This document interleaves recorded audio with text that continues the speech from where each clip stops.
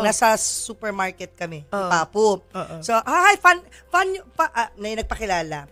Uy, fan na fan nyo ako. Parang ganun, baligtad pa, hindi yung fan ako ninyo. Fan na fan nyo ako. Ay, basta ganun. Tapos biglang, noon pa, may picture nga ako sa inyong dalawa, nung dalagat binata pa kayo. Ganun, dalagat binata pa kayo. Yung payat pa kayo, ngayon, ang taba nyo na. Talagang tinuloy niya, sinabi niya. Alam mo, sabi ko, ganun ho talaga. Uy, alam nyo, sabi ko sa kanya, tita, bawal ho ang body shaming. Maka-cancel kayo. Everyone's beautiful in his own way. Kinantahan ko na lang, pero ganun yung Gen Xers. Less sensitive sa feelings mo. Parang sa kanila, it's a way of getting casual or comfy. Kala nila okay yun. Pero actually, nakakasakit sila na kapwa.